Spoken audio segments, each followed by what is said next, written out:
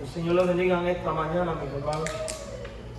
Y doy gracias a Dios por la bendición de poder estar acá y poder celebrar el nombre de Jesucristo con cada uno de ustedes. Y muy gozoso y un poco nervioso a la vez. Siempre los primeros días es más difícil. Doy gracias al Señor por cada uno de ustedes, hermanos muy amados. También doy gracias a Dios porque en su bondad me permite tener gente muy querida acá con nosotros. Los hermanos que nos visitan, todos son de mi iglesia, de mi pueblo.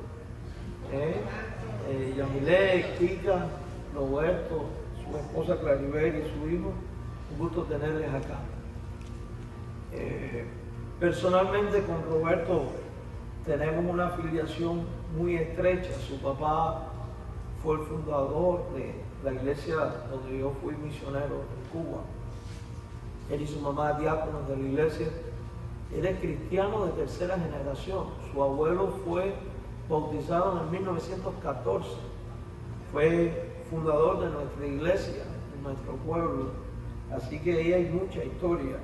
Y su tío, Pablo Martínez, el pastor Pablo Martínez, que a lo mejor aquí la generación más antigua, como el pastor Julio, lo debe conocer, ¿verdad, Julio?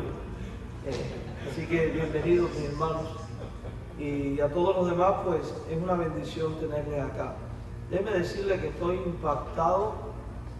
En estos días he estado, ayer supe esto y anoche estaba orando. Qué bendición es oír que jóvenes estén pasando 4 o 5 días ayunando, sin comer ni beber nada, buscando la dirección de Dios. Cuando eso ocurre, es que cosas grandes van a pasar. Amén. Y después de haber alabado el nombre de nuestro Señor, quiero también dar gracias porque en el día de hoy también se está fundando una nueva misión en la ciudad de Port Charlotte, donde voy a la tarde. Y para la gloria de Dios, empezamos hace 3 semanas a plantar esta nueva iglesia que va a ser misión nuestra, así que nos estamos extendiendo ya. Y para la gloria de Dios, allí tenemos unos 30 hermanos.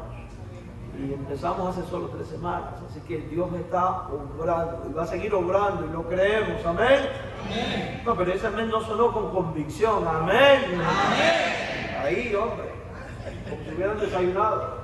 Bien, les quiero invitar sin más demora al Salmo número 27, ahí en nuestra Biblia. Me perdonan que yo voy a usar computadora, yo no soy de usar estos tratos, pero la impresora está en camino y llega en 21 días.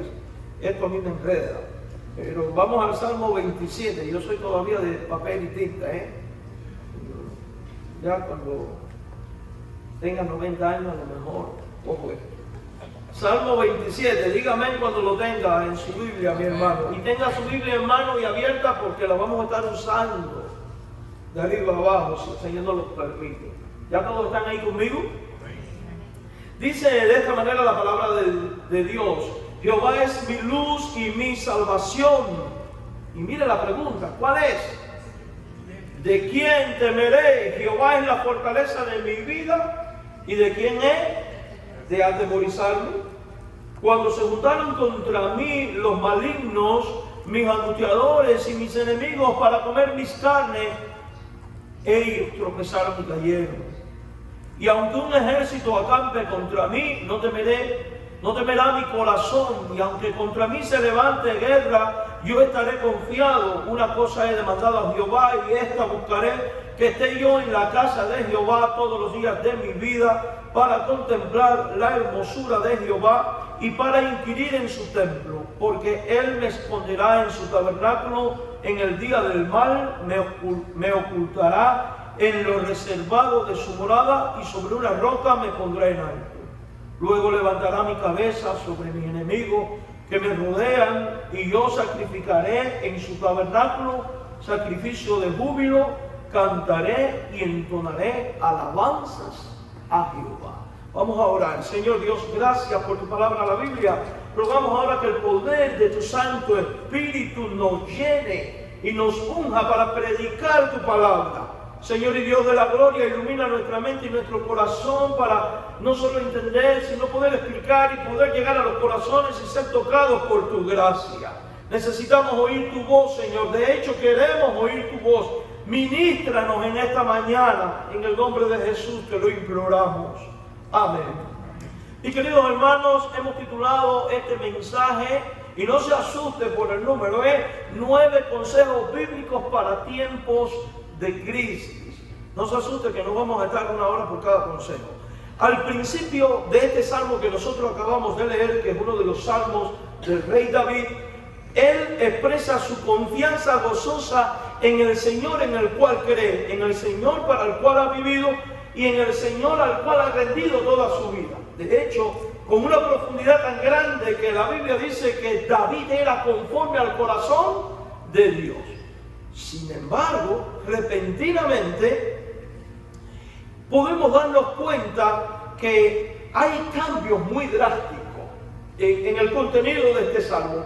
Él comienza pensando en todo lo que ha estado experimentando, y esto es lo que se conoce como un salmo de lamento, y acto seguido cambia el humor del salmo y comienza a pensar desde un punto de vista positivo. ¿Cuál es el contexto de todo esto? Probablemente este salmo fue escrito cuando David estaba siendo perseguido por Saúl, o cuando estaba siendo perseguido nada más y nada menos que por su hijo Absalón. Y es que no hay nada más triste que un hijo sea el causante de persecución de un padre.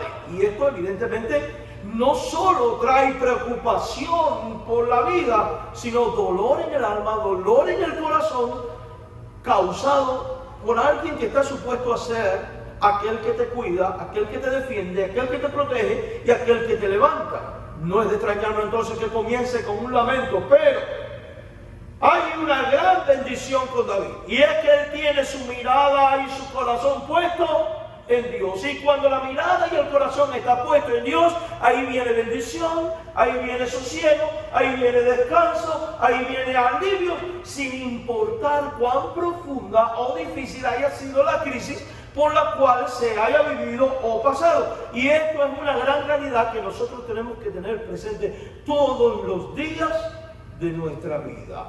Amados hermanos, él puede expresar todas estas cosas porque David sabía que el Señor era la fuente de su consuelo, la fuente de esperanza, y por eso es que él corre y se fortalece en él. Y este salmo refleja entonces gran confianza, gran valor en la persona de David.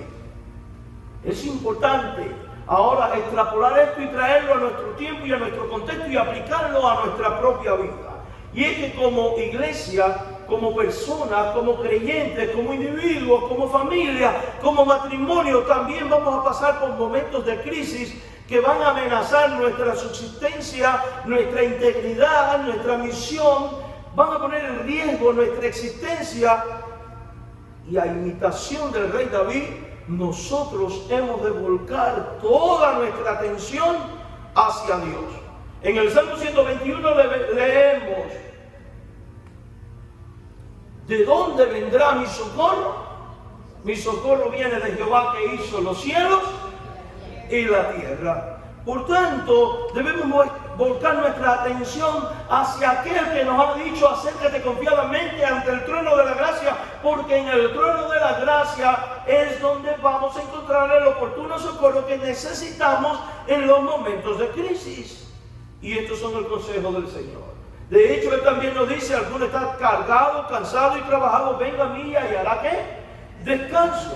En este precioso salmo podemos identificar 9 consejos bíblicos que le permite al creyente, que le permite a la iglesia, que le permite a tu matrimonio cobrar ánimo en tiempos de crisis y confiar en la victoria que su Dios tiene garantizada. Y el primero de este consejo es: en tiempos de crisis, enfócate en tu Dios. En tiempos de crisis, enfócate en tu Dios. ¿Por qué decimos esto? Bueno, no es algo que está viniendo de mí, es algo que vamos a ver revelado en la palabra de Dios. Decimos esto por una simple razón.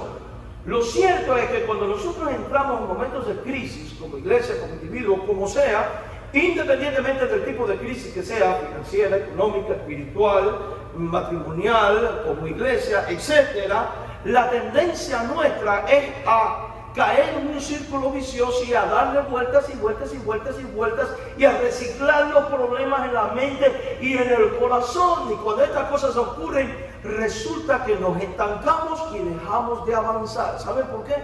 Porque enfocamos toda nuestra atención en los problemas en vez de enfocar nuestra atención en el Dios que resuelve los problemas. Enfocamos toda la atención en cómo darle solución a la crisis en vez de enfocarnos en el Dios que ya tiene toda respuesta a toda necesidad y a toda crisis. Él ha dicho que aún no está la palabra en nuestra boca cuando estamos orando, cuando ya Él tiene respuestas. Entonces fíjese lo sabio, lo prudente, lo conveniente para un hijo de Dios. ¿Qué cosa es? Enfocarse en Dios. Esto fue lo que hizo el rey David. Perseguido quizás por Saúl, perseguido quizás por Absalón, no sabemos cuál de los dos era la persecución. Lo que había era una persecución. Sin embargo, él no se deja amedrentar por estas cosas, no deja que estas cosas le atrapen y vuelca toda su atención hacia Dios. Y mira el verso 1: Jehová es mi luz y mi salvación. Y por eso al pensar en Dios como luz, en Dios como Salvador y en Dios como fuente de fortaleza en medio de la crisis, es que él termina diciendo: ¿de qué temeré y de qué me ha de atemorizarme si este Dios que es luz, que es salvación, que es fortaleza, está conmigo y es mi Dios? Ahora, cerciórate de que ese Dios sea tu Dios. Porque de lo contrario, usted va a seguir en tinieblas, usted va a seguir debilitado y usted no va a tener fortaleza para enfrentar la crisis. ¿Cómo vengo a este Dios?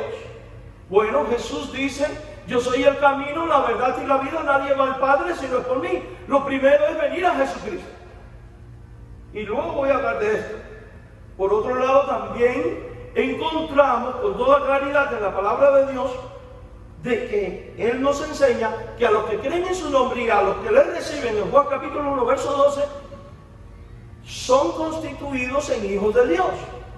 Y este es el primer paso para enfocarte en Dios, venir a Cristo, porque es imposible llegar a Dios sin Jesucristo. Si usted no le ha rendido su vida a Jesús, este es el primer paso. Abre tu corazón, cree en Él, Él te salvará y además te hará hijo de Dios. Y es entonces cuando todo este paquete de bendiciones va a ser una realidad para tu vida en los momentos de crisis. Y va a ser una realidad en nuestra vida como iglesia. Porque recuerde que la iglesia tiene que estar en todo tiempo y en todo momento y bajo toda circunstancia centrada en aquel que es su Señor y cabeza. ¿Y ese es quién? Jesucristo. Amados hermanos en el Señor, ¿por qué enfocarnos en Dios? Bueno, David dice que debemos de hacer tal cosa porque Él es nuestra luz. Mira el verso 1, por favor. Jehová es mi luz. Él usa el pronombre personal mi luz. Si tú has creído en Cristo, Jehová también es tu luz. Ahora, ¿cuál es la función de la luz? Disipar las tinieblas. Y las crisis de la vida, ¿qué cosas generan? Tinieblas, tropiezos, angustia, dolores. Y nos ciegan la vista y el corazón. Y muchas veces no sabemos qué rumbo tomar ni qué dirección. Y comenzamos a quedar en peligro. Pero cuando usted se enfoca en Dios, en ese Dios que es luz, tu vida toda será llena de luz. Porque el Nuevo Testamento dice: si tu ojo está lleno de luz, tu vida toda está llena ¿de qué? De luz. Pero hay otro detalle. El Nuevo Testamento dice que Jesús es la luz del mundo. Y Juan el Bautista, en los primeros capítulos de este Evangelio de Juan, dice que Jesús es la luz de la vida y que vino al mundo y que se encarnó y habitó entre nosotros. Entonces piensa en esto. Cuando dice Jehová es mi luz, evidentemente lo dice en el Antiguo Testamento, pero aplicando esto a esta dispensación, a este tiempo, a nuestro contexto, podemos darnos cuenta que implica también, si Dios es luz, Cristo es luz, es la luz de la vida, y si tu ojo está lleno de luz, toda tu vida está llena de luz, entonces enfocarse en Dios implica el tener una vida llena de Dios, saturada de Dios, plenamente arrojada en las manos de Dios, bajo el control de Dios, descansando en Dios, esperando en Dios, confiando en Él, reposando en lo que Él va a hacer, creyéndole a Él. Porque el incrédulo nunca logra nada. De hecho, la incredulidad es vista en la Biblia como una necedad. Digo, en eso en su corazón no hay Dios. La segunda cosa por la cual enfocarnos en Dios, porque Él es tu salvación. Y aquí no está hablando de la salvación del alma para perdón de pecados y vida eterna, que también lo es. Está hablando de este Dios que continuamente salva, rescata a los suyos. Ahora, en hebreo esta palabra salvación también puede traducirse como salud. ¿Sabe lo que eso significa? Que Dios es tu salud y tu salvación. Cuando usted estudia este pasaje en el texto original, se dará cuenta de que Dios es el autor de todo rescate, de toda liberación, tanto en lo físico, en lo emocional, como en lo espiritual. Y hay una realidad: las crisis de la vida y las crisis como iglesia generan sufrimientos espirituales, sufrimientos sentimentales y sufrimientos físicos también. Pero cuando nos enfocamos en Dios y en Él como autor de todo acto liberador, experimentaremos su gracia de una manera extraordinaria. Recuerde que Dios siempre escucha el clamor de su pueblo cuando éste en aflicción clama a Él. Israel estaba esclavo en Egipto por 400 años y dice el libro del Éxodo que Dios escuchó el clamor de su pueblo. Y acto seguido, ¿qué hizo Dios? Levantó a alguien como Moisés. Lo envía al pueblo sin ningún tipo de recursos, sin ningún tipo de autoridad, pues recuerden que Moisés había salido de Egipto casi que desmoralizado por haber matado a un hombre. Y luego lo único que trae en su mano es una simple, entre comillas, vara, porque aquella vara era el testimonio y la señal de Dios. Y conocemos toda la historia. Dios operó un acto de salvación, un acto de redención, de liberación. Cuando tú y yo creímos en Cristo como Señor y Salvador, Él nos desligó de la muerte y del pecado y también obró un acto de salvación. Ahora, ¿cree usted que Dios nos ha traído hasta aquí para luego dejarnos a la buena de Dios como víctimas de las crisis? La respuesta es un no. Es un no. ¿Por qué? Porque el que comenzó en vosotros la buena obra ha prometido perfeccionarla y lo va a hacer. Porque Dios no nos ha traído hasta aquí para humillarnos. Porque Dios a través de Jesucristo despojó todo principado y toda potestad de Satanás cuando murió y resucitó de entre los muertos. ¿Sabe lo que eso significa? Que nuestro adversario, el diablo, que es el causante de todas las crisis, porque nuestra lucha no es contra carne ni sangre, sino contra huestes espirituales de maldad. Sí, las entidades humanas pueden que sea el instrumento de Satanás, pero el autor de la crisis es Satanás y él ya está despojado y ya está destruido. Por eso alguien como el rey David puede decir: ¿de quién temeré? Del diablo, él no puede tocarme. Del pecado ya no me puede arrebatar de las manos de Jesucristo, que es en quien estoy, porque nadie nos puede arrebatar de estas manos. ¿Qué me puede separar del amor de Dios que es en Cristo? Tribulación, angustia. ¿Qué dice la Biblia? Ni lo alto, ni lo profundo, ni lo presente, ni lo porvenir, ni ninguna otra cosa creada jamás nos podrá separar del amor de Dios. No podrá. Eso significa que todo acto liberador de Dios está garantizado. Y es lo que debemos de asumir y recibir en medio de las crisis, mis hermanos. Pero hay algo más aquí.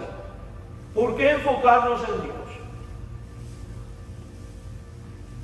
Porque Él es ¿qué? Tu fortaleza. Fíjese, es tu luz, es tu salvación y es que más, tu fortaleza. Y esto es muy importante. ¿Saben por qué? Porque un error que solemos cometer los creyentes es creernos fuertes y firmes. Y la Biblia dice que el que cree estar firme, vele que no caiga. Por otro lado, sabemos que las crisis también pueden debilitarnos emocionalmente, espiritualmente y físicamente.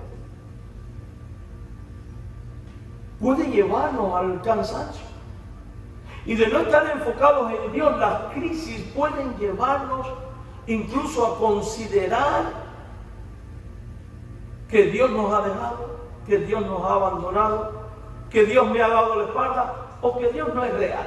porque una crisis severa puede llevar a una persona no enfocada en Dios, incluso a la apostasía. Por eso debemos de cuidar de que toda nuestra vida esté enfocada en Dios en tiempos de crisis. Ahora, el salmista en el Salmo 20 dice, unos confían en carros y otros en caballos. Y esa es la confianza del hombre natural, de la persona sin Cristo, de la persona sin Dios. Creer y confiar en los recursos humanos. Pero lo cierto es que los recursos humanos son fallidos muchas veces en la resolución de las crisis. Los recursos humanos muchas veces no resuelven absolutamente nada. Pero el mismo Salmo dice, mas nosotros en el nombre de Jehová haremos, porque la verdadera fortaleza es la que viene de Dios. Él es roca mía, castillo mío, fortaleza mío y mi libertador. Entonces, cuando tengamos crisis, enfócate en Dios y dile, Señor, dame la fortaleza que no tengo y que necesito. ¿Y qué cree usted que Él va a hacer? Se la va a dar. ¿Sabe por qué? Porque Él es tu Padre. Y si ustedes siendo malos, dijo Jesús, saben dar cosas buenas a vuestros hijos, ¿cuánto más vuestro Padre Celestial que está en los cielos no les dará el reino? Muchas veces vivimos debilitados porque simplemente no buscamos la fortaleza en Dios. Por eso es importante enfocarnos en Él. Ahí está toda respuesta, ahí está toda solución. En Él y solo en Él. Un peligro que muchas veces existe en las iglesias, en los creyentes, y un mal que domina en la sociedad, consiste en construir o levantar o poner nuestra fe en redentores humanos. ¿A qué me refiero? A la idea errada de pensar que la solución a una crisis está en el doctor, o está en el filósofo, o en el gobernante. Y en el caso de la iglesia, pensar que la solución a una crisis eclesiástica está en un pastor, en un líder, en un predicador. Y yo no dudo que Dios pueda usar a un médico, a un gobernante, a un doctor, a un pastor y a un maestro. Pero la auténtica solución a toda crisis está en el Señor. La Biblia dice, maldito es el hombre que confía en Él. ¿Qué sería lo opuesto a esto? Bendito es el hombre que confía en su Dios. Así que en tiempos de crisis no mire al hombre, porque ese hombre en el cual tú pones tu vista también tiene crisis como tú. Tú mira a lo alto, donde está el Padre sentado, desde donde se abren las ventanas de los cielos y es derramada bendiciones hasta que sobreabunden. Amados hermanos, el Señor ha comprado la iglesia con su propia sangre. Él la fundó, Él la levantó, la ha traído hasta aquí y ha garantizado que va a existir hasta que Cristo vuelva, porque las puertas del Hades no prevalecen contra la iglesia. ¿Sabe lo que eso significa? Que el único Señor, Redentor y Salvador y Liberador de la iglesia es Él y solo Él. Nadie más tiene la solución. El resto solo son herramientas de Dios, instrumentos de Dios. Así que en la crisis que puedas estar pasando o que podamos estar viviendo como iglesia, enfoquémonos en el Dios que da la fortaleza que se necesita para soportar y simplemente dedicarnos a esperar para ver su solución. Jehová peleará por vosotros y vosotros estaréis tranquilos, dice la Biblia. Iglesia, tenemos que estar tranquilos y dejar que sea Dios quien pelee nuestras peleas. Amén. El segundo consejo. Faltan 8. Yo creo que la semana que viene. El primero, enfócate en tu Dios. El segundo, en tiempos de crisis, confía en tu Dios. No solo es necesario que te enfoques, porque a veces nosotros sí, estoy enfocado en Dios, Dios va a obrar, Dios va a trabajar, Dios es omnipotente, omnisciente, sabe todas las cosas, sí, y todo eso es importantísimo saberlo y dominarlo, pero también hay que aprender a confiar en que Dios va a hacer lo que ha prometido hacer, porque todas las promesas de Dios son en Él sí, y en Él todas las promesas son un amén, un así sea. Y la fe consiste en atreverse a creerle a Dios, en atreverse a creer que Él tiene la respuesta, y no solo en que tiene la respuesta desde el punto de vista teórico, sino que Él es la respuesta y que Él va a ejecutar la respuesta y las soluciones a las crisis.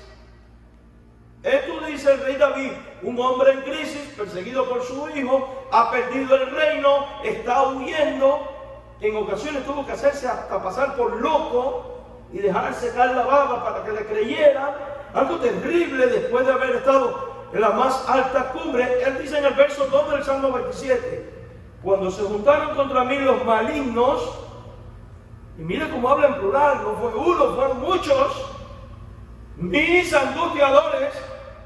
Si usted puede leer entre líneas, se dará cuenta que no solamente estaban confabulados contra él, sino que intencionalmente le estaban causando ¿qué? Angustias. Y dice después, mis enemigos, y aquí dice, para comer mis carnes. En nuestro lenguaje coloquial de hoy, ¿cómo diríamos? Para destriparme. Para sacarme las tiras del pellejo, diría. Ellos hicieron todo eso, planificaron todo eso. ¿Esto qué cosa genera, hermanos? Crisis. Pero David está confiando en ese Dios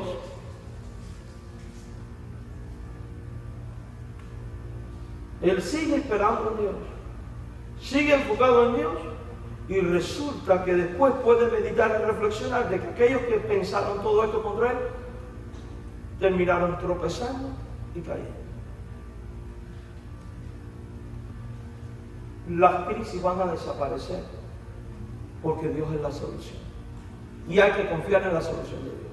¿Estás enfermo y tienes crisis por enfermedad? Jehová es tu sanador. ¿Tienes crisis emocionales, psicológicas? Van a desaparecer si confías en tu Dios.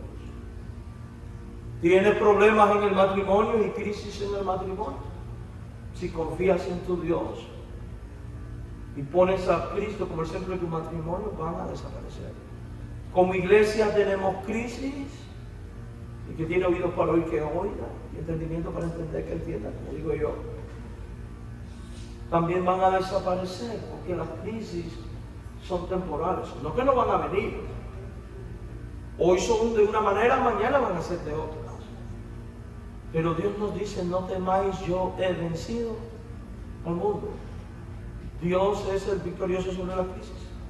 Entonces, ¿por qué confiar en tu Dios? Hay que confiar en Dios, por lo que Él es, todopoderoso, omnipotente. Entonces, mi hermano, no te preocupes por la gente causante de tu crisis. Ellos por naturaleza ya están destinados a tropezar y a caer. Cuando usted empieza a preocuparse por lo que te causa la crisis o lo que te causa la crisis, usted empezará a afanarse. Y el afán te va a llevar a la amargura, al resentimiento, al dolor, al agotamiento espiritual.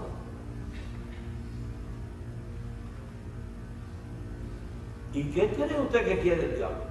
¿Usted está enfocado en su Dios, lleno de la unción de Dios, alabando a Dios, predicando el reino? ¿O en un lamento como estaba David aquí? ¡Ay, pobre y desgraciado de mí! Claro, esto fue el principio de la meditación, después va a cambiar esto, porque Dios obró en su vida. Eso es lo que quiere Dios, que usted vive en un lamento continuo. Pero el Nuevo Testamento nos dice, regocijaos en el Señor siempre. Otra vez os digo, regocijaos. Y el mejor antídoto para vencer las depresiones y las angustias causadas por la crisis es también confiar en Dios y dejar que su gozo inunde nuestra alma. No tengas miedo y confía en la acción protectora de tu Dios.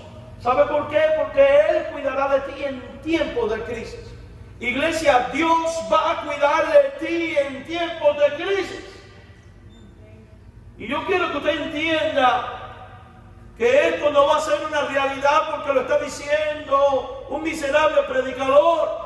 Esto es una realidad porque es lo que Dios ha revelado en su palabra, la Biblia. Y Él ha dicho con toda claridad en el Salmo 27, verso 3, aunque un ejército acampe contra mí, mire lo que dice David, no temerá mi corazón. Aunque contra mí se levante guerra, yo estaré confiado. Quiero preguntarte en esta mañana, ¿tienes crisis, sí o no? Iglesia, ¿estás pasando por crisis, sí o no? Y ahora, ¿cómo está tu confianza en Dios? Si resulta que has descubierto que no has estado del todo confiando en que tu Dios hará que atravieses esta tormenta, es importante que llenes tu corazón y tu mente de las mismas palabras de Jesús, hombre de poca fe. Porque si tuvieras fe, podrías decirle a esta montaña, quítate de aquí, plántate en el otro lugar. ¿Qué pasó cuando los discípulos estaban en la barca y aquella tormenta se desató y sin embargo el Señor dormía? ¿Por qué dormía? Porque confiaba en su Dios. Los otros se dejaron atemorizar por la crisis y enseguida se desesperaron. ¿Por qué duermes? Hombres de poca fe. Ahora, no te sientas mal si te está faltando la fe en este momento. Claro que tienes que superar eso. ¿Cómo se supera eso? Como aquel hombre con el hijo endemoniado que los discípulos no pudieron sanarle, siendo sinceros delante de Dios y diciendo, Señor, no tengo suficiente fe, aumenta mi fe. Ayúdame a confiar en ti, para que cuando vengan los momentos de crisis, yo pueda, como el rey David, decir, no temeré, yo estaré confiado. Esto es una declaración, yo estaré confiado. Y de esto tenemos que llenar nuestro corazón, de confianza en el Dios que obra, en el Dios que lo imposible lo hace posible, en el Dios que limpia, que sana, que restaura.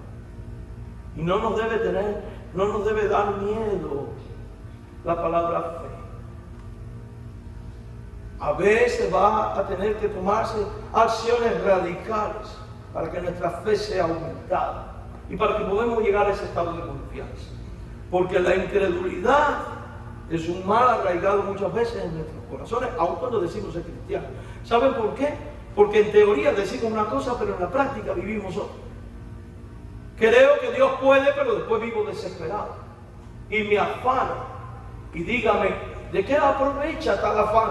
Si la Biblia dice que por más que te afanes no podrás añadir a tu estatura un codo. O sea que vas a seguir siendo el mismo chaparro de siempre. Porque por ti mismo no vas a poder crecer.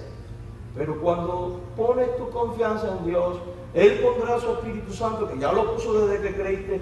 Él hará que su Espíritu Santo empiece a llenar tu vida, cada rincón de tu corazón, producir sus frutos, sus dones, tomarte en sus manos.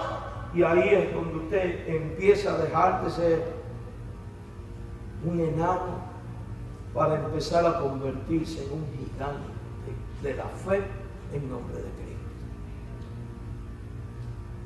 Porque las cosas cuando Dios está en el asunto no quedan igual. Moisés subió al monte y cuando bajó después de 40 días de estar en la presencia de Dios, ¿cómo venía su rostro? Iluminado. Los discípulos pasaron tiempo con Jesús y luego cuando se quedaron solos y el Espíritu Santo vino sobre ellos y empezaron a predicar y fueron llevados ante el Sanedrín, los mismos detractores de Cristo tuvieron que decir, se ve que han estado con Jesús porque hablan como Él. cuando pasamos tiempo con Dios y confiamos en Dios, estos son los frutos que vamos a empezar a ver. Iglesia, en tiempos de crisis, busca a tu Dios. Busca. Pastor, Dios no se ha perdido. Dios no se ha perdido, pero tú y yo a veces sí nos perdemos en la madeja de la crisis. Nos perdemos en el dolor, pensando en la aflicción, en las consecuencias que han traído las crisis. Y abandonamos la búsqueda de Dios. Y cuando más hemos de buscar a Dios, es cuando más profunda es la crisis. Recuerde que no hay género demoníaco que no salen sino con qué? Ayuno y oración. Velen y oren para que no caigan en tentación. Jesús mismo dijo en una ocasión: ahora no es tiempo de hacer ayuno, pero cuando el esposo le sea quitado vendrá ese tiempo. Nosotros tenemos al Espíritu Santo con nosotros, pero estamos en ese tiempo donde hay que doblar rodillas. Busca a tu Dios todos los días de tu vida. Mira el versículo 4. Una cosa he demandado a Jehová, esta buscaré. ¿Y qué es lo que dice David que va a buscar? Que esté yo en la casa de Jehová. Muy importante esta frase: todos los días de mi vida. No el día que hay comida, porque estamos recibiendo un pastor.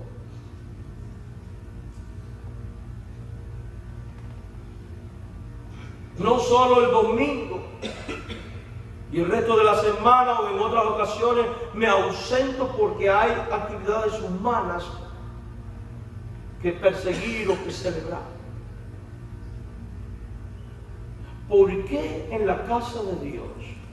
¿Por qué buscar a Dios aquí? Si Dios, pastor, Dios lo llena todo en todo, sí, cierto. Pero resulta que cuando los santos se congregan en un lugar, primero ahí está Dios. Ahí se manifiesta Dios. Allí envía a Jehová bendición y vida eterna. Entonces, cuando tú decides no estar en la casa de Dios en medio de la crisis, usted empieza a perderse las bendiciones que Dios tenía reservadas para ti y que tú te perdiste por el simple hecho de ausentarte. ¿Cuáles pueden ser estas bendiciones? Aquellas que vienen a través de la exposición de la palabra de Dios. En estos días hablaba con Adriel por teléfono y yo hablamos bastante, por muchas horas a veces. Él habla mucho.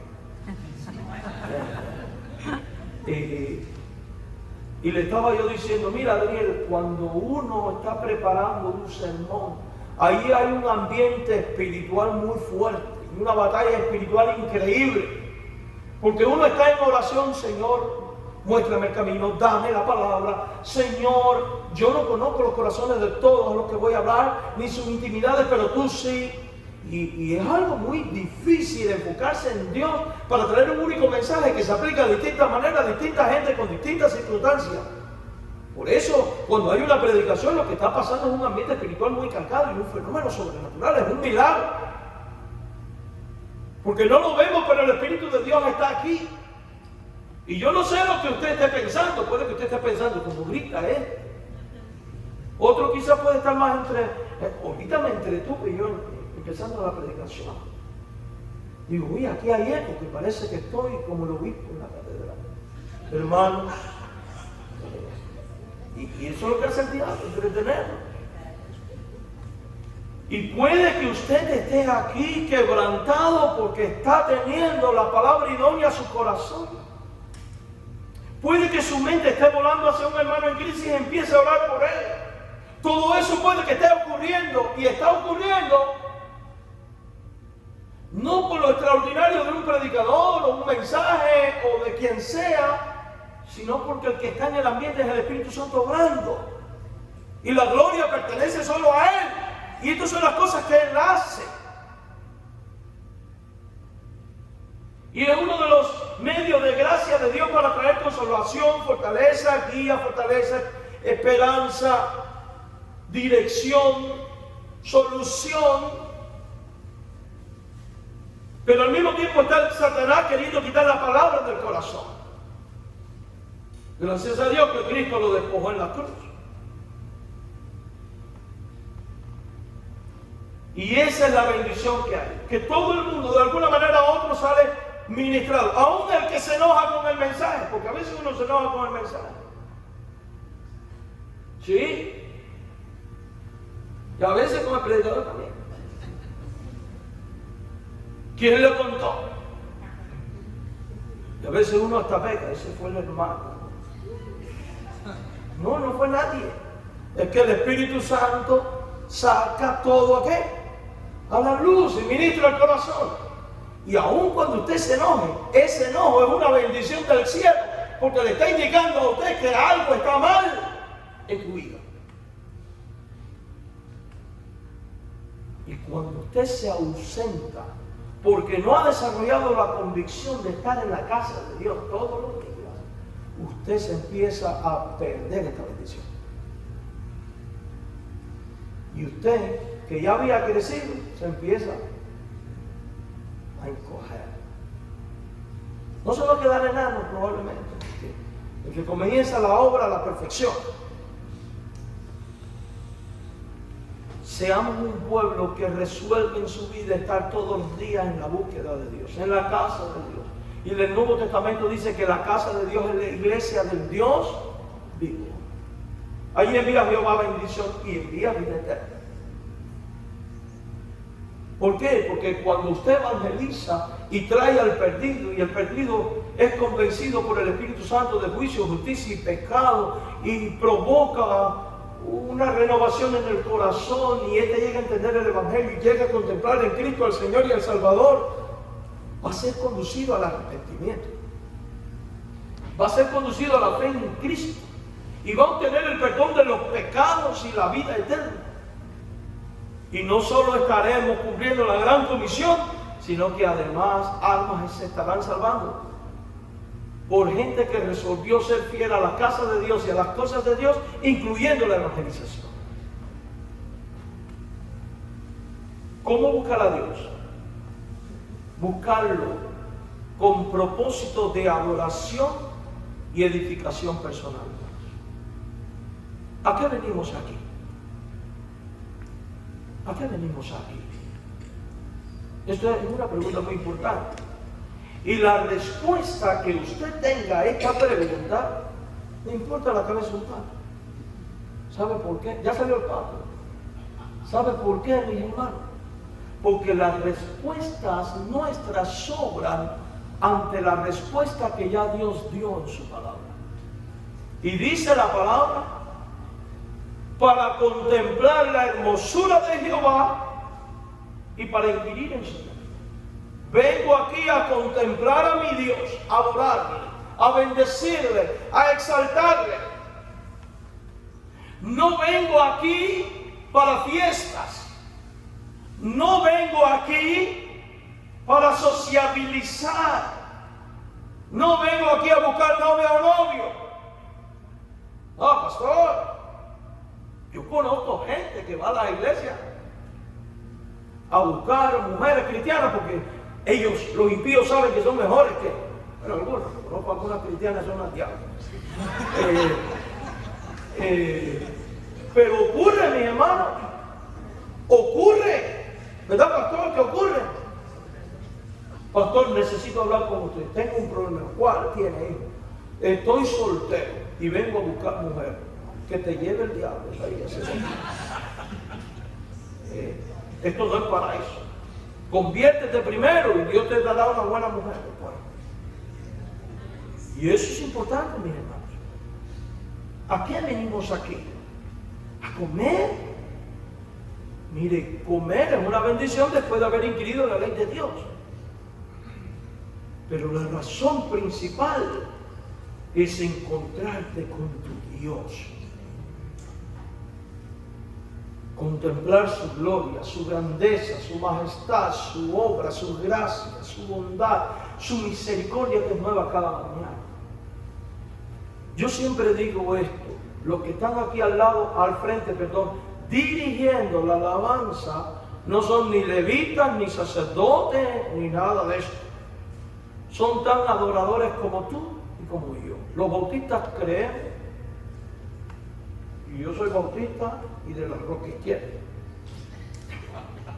Bueno, a la derecha, a la izquierda no me gusta nada.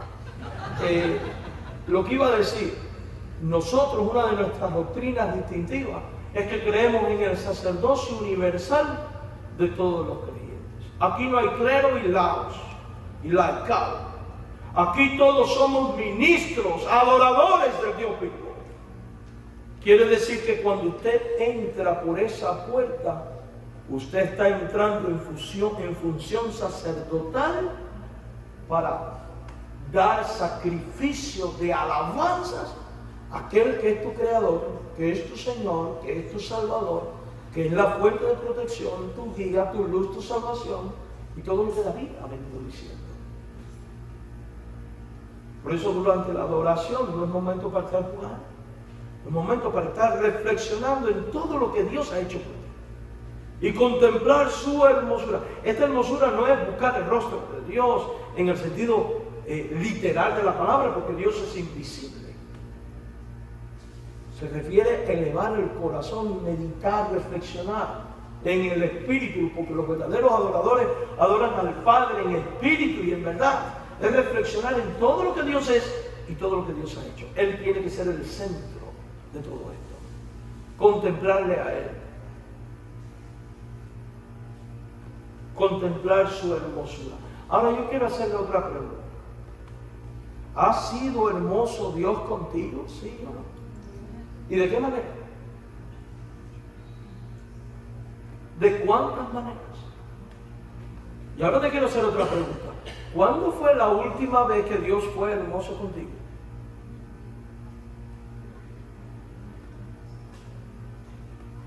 ¿Quieres que te diga cuándo? Y yo no soy profeta ni hijo de profeta, soy un burro. Dios acaba de ser hermoso contigo hace un segundo. Porque el hecho de que tú estés aquí alabando, bendiciendo su nombre, escuchando su palabra, ya es una manifestación de la hermosura de Dios. Y cuando estas cosas ocurren, créame que las tinieblas y las crisis van pasando. Enfócate en adorar a tu Dios y la crisis pasará. Cántale a tu Dios, esta es la otra cuestión.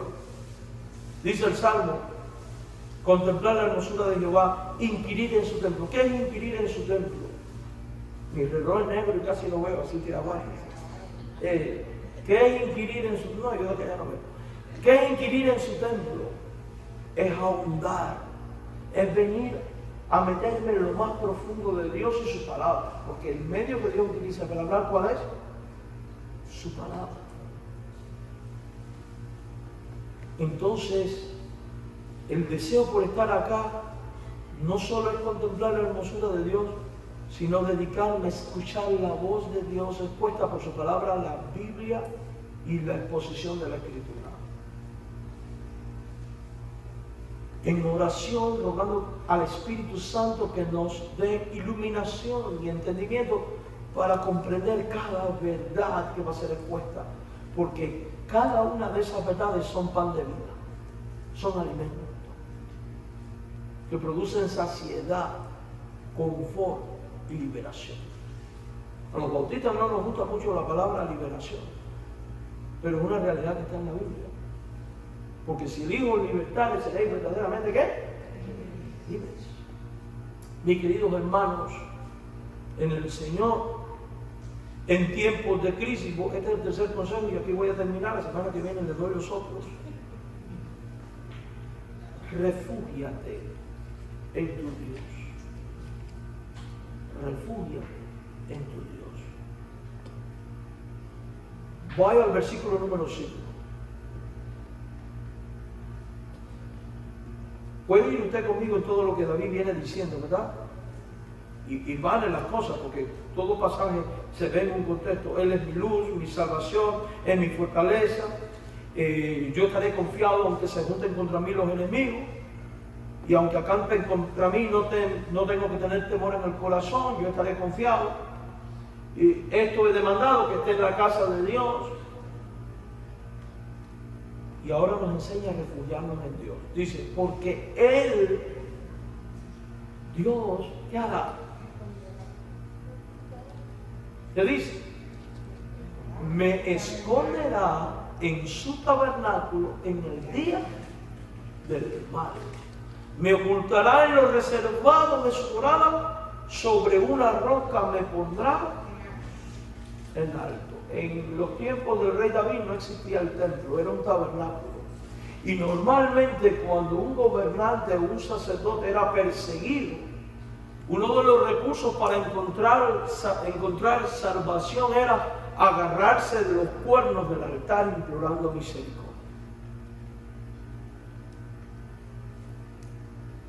Recuerde que el tabernáculo tenía el lugar santo y el lugar más reservado, que era el Santísimo. ¿Sabe lo que ese texto está diciendo? ¿Sabe lo que David está diciendo? Que Dios, en los momentos de crisis, si voy a Él, Dios me va a esconder en lo más profundo de Él. Hermanos, ¿y cómo es tu Dios? ¿Acaso no es todopoderoso?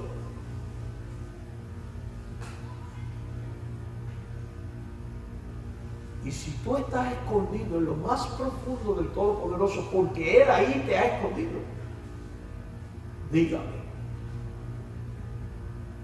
¿qué crisis podrá superar a Dios? Él es escudo alrededor de mí, mi castigo, mi fortaleza, mi libertador, el que me libre en las batallas, el que hace que los dardos de fuego del maligno fracasen. ¿No es esto maravilloso? Entonces, lo más conveniente en tiempos de crisis es refugiarnos en ese Dios que nos esconde en lo más profundo de Él. Somos nosotros los que tenemos que aprender a escondernos en Él e ir a Él, porque somos muy necios a veces. Y Dios está a veces con las manos abiertas diciendo, ven que te voy a esconder en mí.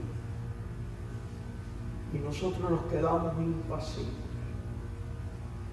inmóviles, y no vamos a Él. En el Nuevo Testamento Jesús nos da una promesa parecida. El Padre que me dio a mis ovejas es mayor que todos. El que a mí viene no le echo fuera. Y de mi mano nadie las podrá arrebatar. Usted está en lo más guardado, en lo más íntimo de Dios. Y usted como iglesia está en las manos de Dios. Y esas manos son todopoderosas. Y de ahí nadie lo podrá arrancar jamás. Bendito sea el nombre del Señor. Eso es solo por gracia. Una de las iglesias del Apocalipsis, en el capítulo 3, verso 10, está pasando por una crisis muy severa y Dios le revela que va a venir una crisis más intensa. Y Él da esta promesa: yo te guardaré de la ira que ha de venir sobre el mundo entero. Y es que en los tiempos de crisis Dios siempre guarda a los suyos. Siempre. Y lo va a hacer contigo y conmigo. ¿Recuerda usted las 10 plagas de Egipto? Hay una marcada diferencia entre Israel y los egipcios. En la casa de los egipcios oscuridad, pero en la de Israel que había luz. Sobre los animales de Egipto, tumores. Los de Israel, salud. Muerte, llanto y dolor en la casa de Egipto. Y redención por la sangre de un cordero inocente en el pueblo de Dios. Si usted ha creído a Él, ha querido en su Hijo. Ya usted fue lavado con esa misma sangre. El ángel de la muerte no le toca. Porque has pasado de muerte a vida por poner tu fe en Cristo. Quiere decir que ya vas a estar escondido en los más reservados de Dios.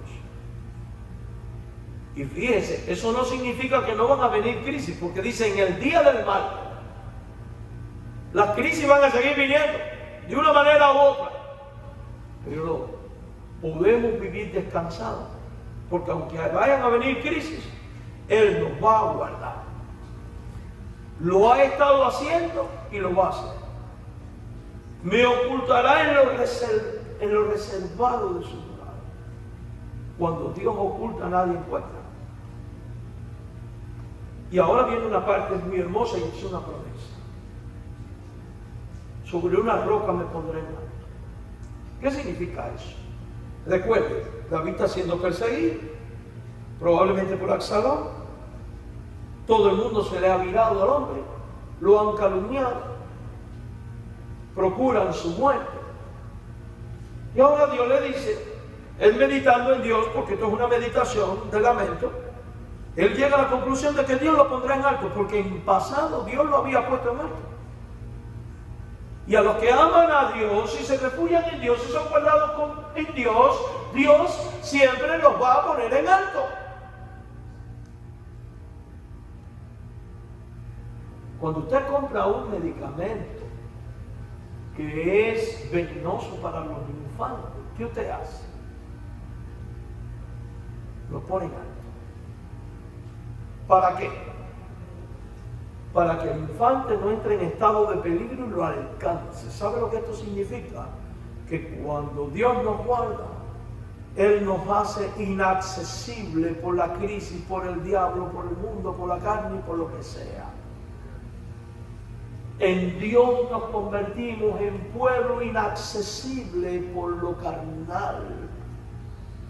En pueblo inaccesible por el diablo. Los que son de Dios, el diablo no los toca. En virtud del poder de Cristo. Pero ponerte en alto, ¿para qué es? Ahora vamos al Nuevo Testamento. Ustedes son la luz del mundo. Y una luz, oye, este trato me tiene el oído. Ustedes son la luz del mundo. Y una luz no se enciende para ponerla debajo, sino ¿en qué? Entonces Dios te pone en alto no solo para hacerte inaccesible, sino para que tú seas un reflejo de la gloria de Dios para otros. Eso significa que hemos de tomarnos en serio el caminar con la dignidad propia de un hijo de Dios, como verdadera luz del mundo y sal de la tierra. De tal manera que con dignidad ante el mundo podamos ser un reflejo de la gloria de Dios. Podamos ser embajadores en nombre de Cristo. Porque si tú eres puesto en alto, pero no tienes luz, de nada. Claro, en el caso de los verdaderos creyentes son puestos en alto por Dios. Y la gloria de Dios es la que se refleja. Entonces, mis hermanos, concluyo con esto. Vemos 3 consejos. Espero el domingo que viene ver 3 más y los otros 3 por lo que veo. Pero bueno, ¿para qué correr? No vale la pena correr. ¿Sabe por qué? Porque si Cristo viene ahora, ya esto no nos va a hacer falta. Porque allí seremos consolados para siempre. Y si Cristo no viene y usted se muere, tampoco le va a hacer falta. Espero que muerto lo ponga usted. Estoy bromeando, ¿eh? Pero, y si aquí estamos, ya usted sabe que tiene que inquirir en la casa de Jehová todos los días de tu vida. Así que tiene que estar aquí también. Amén. Entonces, a donde quiero llegar es al punto este. Tenemos 3 consejos que son el antídoto perfecto para los momentos de crisis. 3 o 4, ya no recuerdo ni cuánto dije. El primero, ¿cuál era? ¿Quién lo recuerda? Enfócate en tu Dios. El segundo, confía en tu Dios. El tercero, busca a tu Dios. Y el cuarto, refúgiate en tu Dios. Haz esto y verás cómo al final del texto va a haber la solución, pero vamos a dar la conclusión ahora y luego vamos a seguir estudiando. Y verás cómo Dios convertirá tu lamento en cántico. Y la crisis que hoy puedas haber vivido se convertirá en una experiencia de crecimiento, madurez, que será parte del pasado. Y que aunque en el presente nos ha generado dolor, en el futuro nos va a haber traído lecciones espirituales que nos habrán ayudado a superarnos, a crecer, a madurar y a aprender para no cometer los mismos errores. Amén. Señor, gracias por este tiempo en tu casa y la bendición de meditar en tu palabra. Señor, muchas veces pasamos por crisis, tú lo conoces, porque son propias de la condición caída del hombre.